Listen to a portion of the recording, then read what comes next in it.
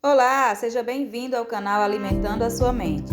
Sou Giovânia Gomes, farei para você a leitura do livro Catadora de Sonhos, a História Secreta de Maria Eulina, escrito por Lúcia Rocha. Mas, antes de iniciarmos a leitura, peço que você curta e compartilhe o vídeo.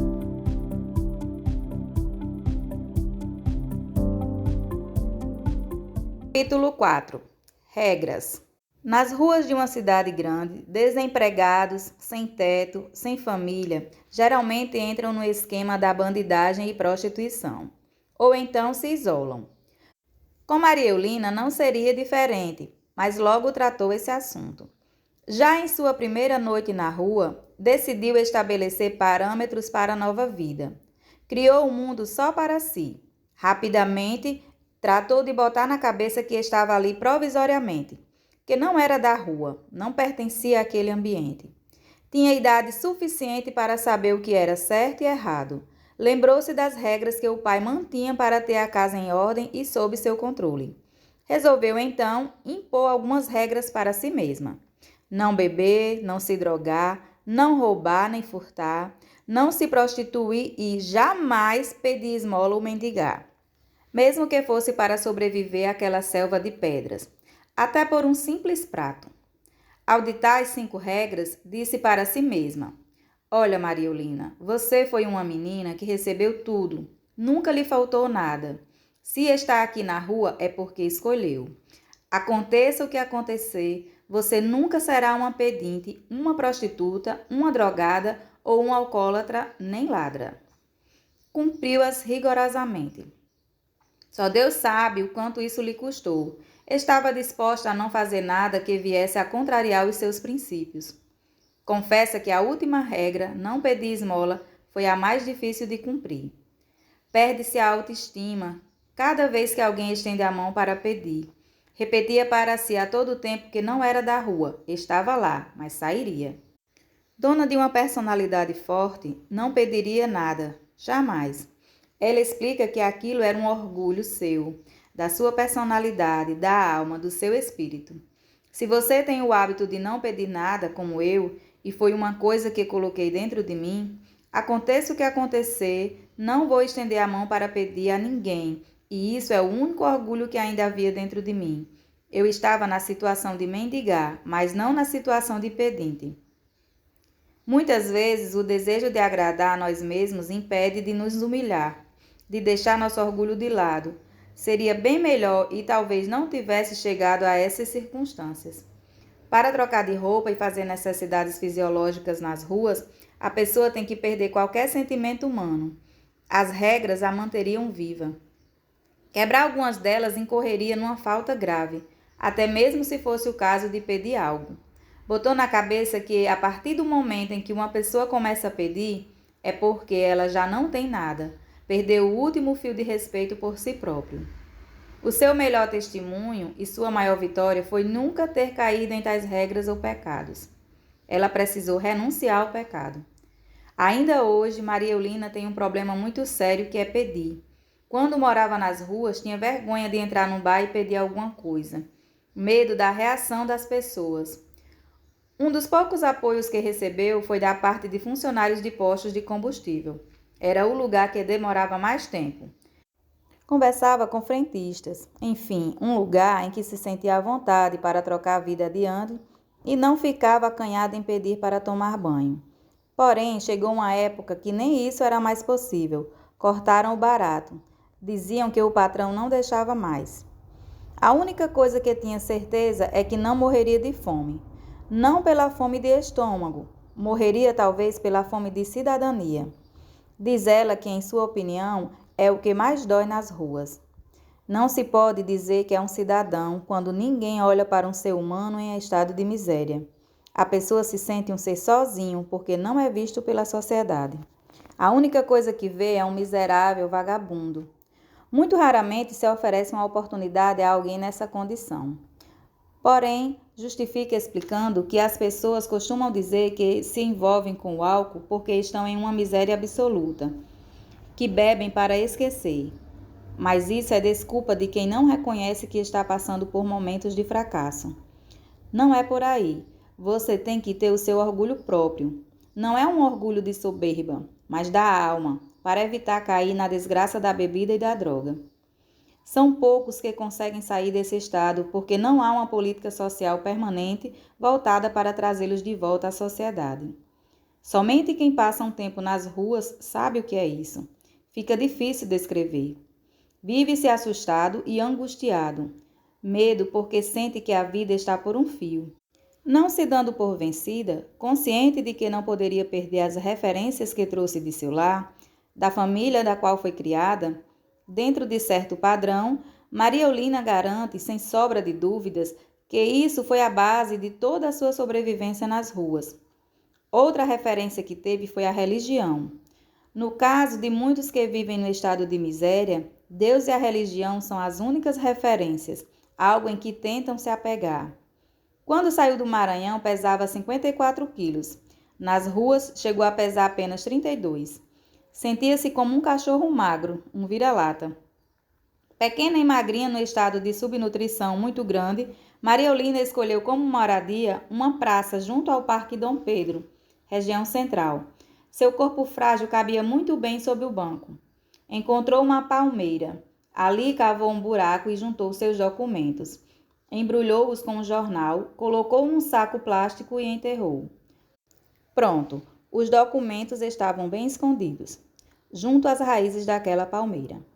Caso lhe acontecesse algo, problemas com a polícia, por exemplo, ou outra situação onde houvesse necessidade de provar sua identidade, explicar quem era, recolheria os documentos e se identificaria.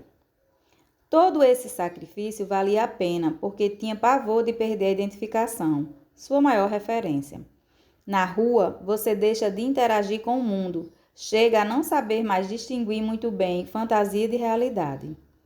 Dá para enlouquecer mesmo. Mas tinha muito medo, medo de tudo. Aliás, seu maior medo era da noite, ficava apavorada. A noite torna as pessoas mais solitárias. Durante o dia, pelo menos, via gente. Nas ruas, tudo é pavor, mas à noite é pior ainda. Sustenta que gostava da noite quando morava no interior do Maranhão. Quantas vezes fui a um luau à meia-noite na minha cidade. Era uma coisa fantástica. E de repente estava aqui, com medo da noite. O medo talvez fosse mais fruto da incerteza. Na primeira noite se apavorou. Maria Olinda se escondeu atrás de um coqueiro, enrolada na colcha. Na rua você não dorme, fica em estado de alerta. Isso porque corre o risco de alguém lhe tocar, estuprar ou matar. Só quem mora na rua sabe o que é aquilo. Não dá para descrever. É susto. É o medo que a gente sente quando vê que a vida está por um fio. Desde então, Maria Olinda adotou outro método para dormir. Trocou a noite pelo dia. Passava as noites andando, seguindo sempre o mesmo roteiro. Saía do Parque Dom Pedro, passava pela Estação da Luz, de lá para a Consolação e depois a Avenida Ipiranga e a Avenida São João. Ao amanhecer, retornava para o Parque Dom Pedro, forrava a grama com papelão e tentava dormir. Nos dias frios se cobria com jornais, perder a colcha por aí. O pior é ver a vida se decompondo. Fome de rua é dor de parto, com a diferença de que não há alívio nem recompensa. A dor da rua a gente nunca sabe quando, como e se vai terminar mesmo. Diz ela que começou a perder a noção do tempo e de tudo. Na rua você fica em estado de letargia, sonolenta. Quer mais é que o mundo se acabe e vá junto. Jura ela que não procurava contar os dias nem as noites. Enfim, acompanhar calendário, nada. Aquilo não teria utilidade. Pelo contrário, até procurava esquecer. Até hoje, Maria Olinda não se importa com o tempo. Não liga muito para datas. Não adianta lhe perguntar. Esqueçam datas comigo. Para mim, data é o que passei ontem e o que estou passando hoje. Não me ligo muito com essas coisas, não. Havia uma consciência de sofrimento na sua vida que queria apagar, esquecer. Os primeiros meses na rua foram terríveis para Maria Olinda. O tempo foi passando e ela sempre achando que um dia sua vida mudaria. Não imaginava que fosse demorar tanto.